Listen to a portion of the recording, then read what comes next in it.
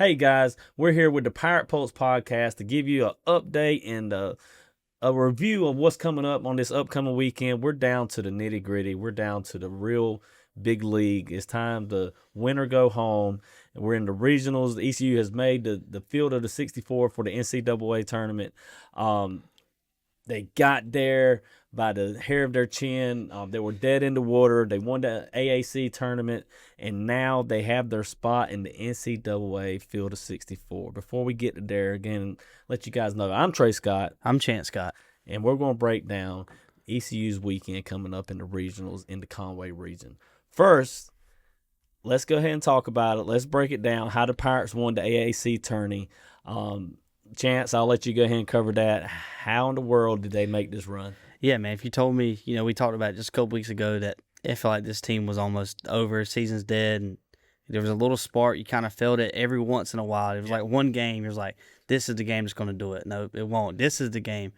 But, man, that Tuesday game, that first game in Clearwater, ECU jumped out, and we seen Braden Burress on the very first pitch of the postseason. He lines a single up to center field, and you're like, all right, this is it. This is how it goes. Just score 3 runs to get it started, and next thing you know, this team is – you're wondering where it's been all year, but you don't question them now. But Cliff Godwin found something in Clearwater, and that was pretty impressive.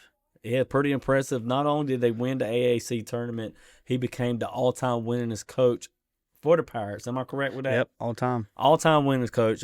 Hats off to Coach Godwin. 7 regionals in a row. 7 in a row for little old ECU out of Greenville. How big is that? Man, it's pretty unreal when you got to 6. You're like, okay, like there's only 4 or 5 schools in the country that's kind of done this with you along the ride, and guess what? You're one of them. All the others are in the Power 5, so them big guys ain't looking so big right now. Hey, man, ECU's got a powerhouse down in Greenville. Most of y'all already know that, but not only do they got a powerhouse, they have a very, very powerful, impactful freshman. And like they say on TV every time they announce a walk-on freshman from Snow Hill, Braden Burress, most outstanding player for the tournament, batting .450 batting average, 2 home runs, 5 RBs, 6 runs scored, a huge home run in the semifinals versus South Florida. I think they were tied in the top of the ninth. He gives the go-ahead home run to put the Pirates ahead. How big was Braden Burress for the Pirates? Man, he was, we seen it from the first game. He was like this. We've seen him since high school. Like, this kid's special, but we didn't know he was going to quite continue that run. But, man, that tournament, he was so special. He was probably the best player on the field for every team. His stats proved it. And then that home run against South Florida was probably one of the most impressive things I've seen as, from an ECU freshman since, going back to Jacob Jenkins Cowart when he was probably a freshman All-American. And Braden's putting up some numbers that he's got to be on that contention list. But, man, just what – you can't speak enough words for what he's meant to this team. He's kind of been like another Riley Johnson, but he's been there. And I think my favorite part is I heard in the South Florida game, they're throwing their best pitcher, and Corey and Cliff Godwin said that Brady was in the dugout talking about, we're not going to let this guy beat us. And he turns around a home run to give the lead. And they piled on, scored 2 more runs, and, gave him some comfort. So just a freshman being a leader, and he's kind of proven it. And I'm going to read in between the lines a little bit. After the press conference, Cliff Godwin said, he will be on scholarship. He won't be on the portal. And if we have to go get him some cash, we'll go get him some cash. So to me, that tells me there's been communication about it already. Are you coming back? Hey, we're going to put you on scholarship. Are you going to the portal? For him to come out and say that publicly, there has to be some type of communication between Burress and Godwin already saying, hey, what's your plans going to be? Or do I got to worry about losing you? Because, ECU a small school with not a lot of money. Here's your chance, Braden Burress. Yeah. You can go to any school you want probably now and get a scholarship, get some cash. But the loyalty's there. He talked about it. And like I said, I'm reading between the lines. But this is what Coach Godwin said in the press game post-conference. So that's good to hear for Pirate fans. Enough about Braden Burress. Let's go ahead and jump into the regional overview of the Conway region. We're in South Carolina this coming weekend. Chance, what is the schedule before we get to breaking down these teams? Yeah, man, we're just under 48 hours of first pitch, and you got the best 2 seed probably in the field in Florida coming up, and probably can't ask for nothing more. You're going to have Ethan Norby on a mound against the SEC powerhouse, national champions. They got the talent to probably go win another one this year. And you're going to get tested early. So let's just see how they do it Friday at noon. They got, the 6 o'clock game between Fairfield and Coastal after that, and then Saturday. It just all depends on how it shakes out. With the weather's looking kind of funky, so it might get a little messy. So if say best case scenario, Pirates win, what time do they play Saturday? I believe it's at 12, just because usually the winners like to get some more rest. If you go and play again at 12, you got all day to rest till Sunday.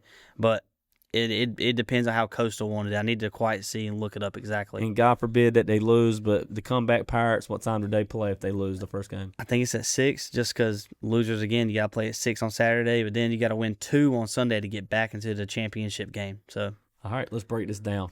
All right, regional overview. You broke this down, Chance. You're the expert at this. Go ahead and break down this region for me. Yeah, man, the 1 seed, we've already seen them this year. ECU faced them once, and guess what? That was the Ethan Norby 19 strikeout game. So, he's probably feeling pretty good about this. He's got 1 seed, Coastal Carolina, but, man, they are hot right now. 18 games in a row, counting a regular season and conference tournament. So, hey, them guys, usually when it's a Coastal Carolina team, they're fully relying on home runs and the fly balls just fly out. They got a short porch, it's 308 to the corner, so they rely on that. But guess what? This team, they can pitch, and I think that's what makes them super scary. Just their best arm is Jacob Morrison. He's got under a 2 ERA. He's got 84 strikeouts and like 85, and he's getting a strikeout a inning. So that guy's probably not going until Saturday. They'll probably throw off for the 4 seed, but if you get to them, ECU's already seen them once, so let's see kind of how that shakes out for them. Okay, good deal. All right, what about the 2 seed? And this is probably the most important seed for East Carolina right now. The 1 seed, 3 seed, that's great. But right now, the focus is on the 2 seed. Like you said, the best 2 seed probably in the whole tournament. The Florida Gators play against the Pirates opening round. Break down the Florida Gators. Man, you could probably talk about hours on how talented just this team is. They started out 1-11 SEC play, ended up, I think, winning 14 and 4 of their last 16 games, or kind of however they shook out. They ended up being a really good ball club, and they got a lot of good hitters. They got a Bobby Bozer. He's a South Florida transfer that he was pretty good for South Florida. He goes to Florida and puts up 16 home runs in the SEC. And the guy right behind him, Brody Dondia, I think is how you say it, he's put up 17 home runs. They've hit like 84, 85 home runs this year. They've stolen a lot of bases, so their coach ain't afraid. I went back and watched them SEC tournament. They got guys on first, they steal, because guess what? If he gets out, the guy behind him probably can hit a home run and get the run right back. So they're not worried about it. They do have a couple really good arms. Brandon Neely, he's got 8 saves. So, I mean, they're just straight shutout guys. So, their weakness to me is that their staff does get lit up toward the back end of their bullpen. So if you get their starter out of the game, ECU, they can make some noise. So it's going to be bats versus bats versus Florida. This is big for Pirates. They have to show up. All right, let's say they win, and let's not even say they win. Let's head to the next seed we haven't covered.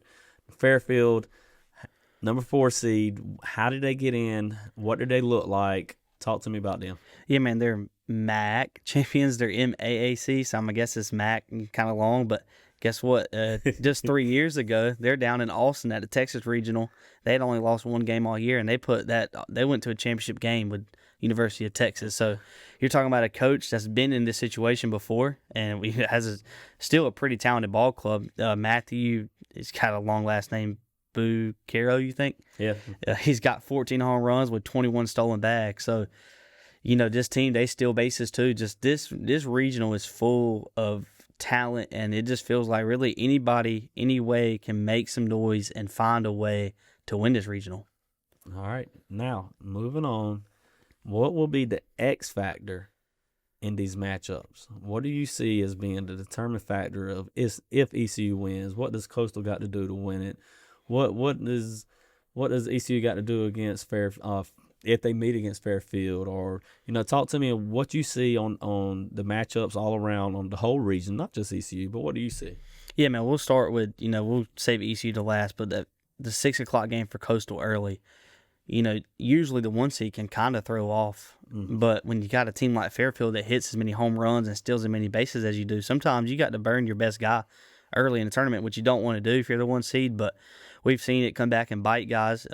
We went to the 2016 Virginia Regional, and they threw off, and guess what? They lost, and ECU won that regional. So you've seen it plenty of times, so it all depends on kind of how they match up.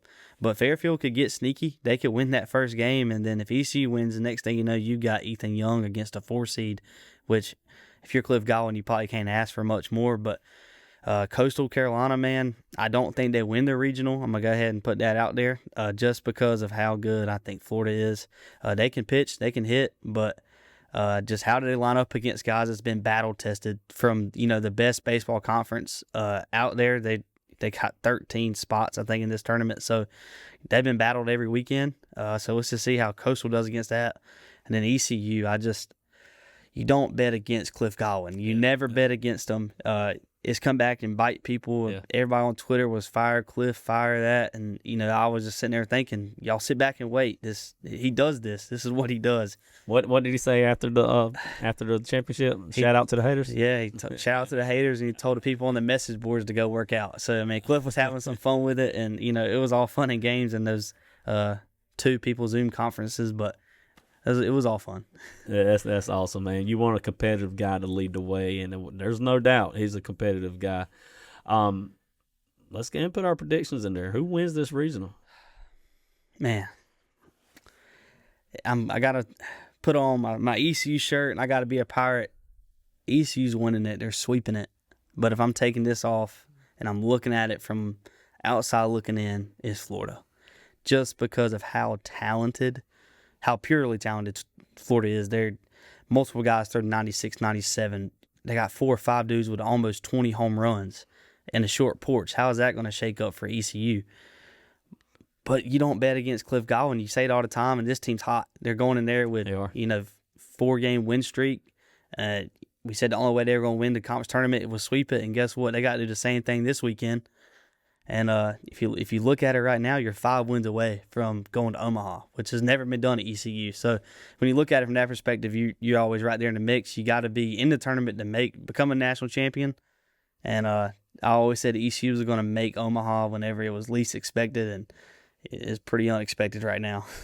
Well, look, guys, we will have the updates. Our Twitter, which is X, our Facebook, our Instagram will have your post-game reviews. Our YouTube will have our rapid reactions. That will actually be on everything. Everything you need about this game will be on the Pirate Pulse. That means a breakdown of each team on an article. We'll have, all our predictions, and everything you need to keep up with this will be on the Pirate Pulse. Chance is our guy. He keeps up with everything.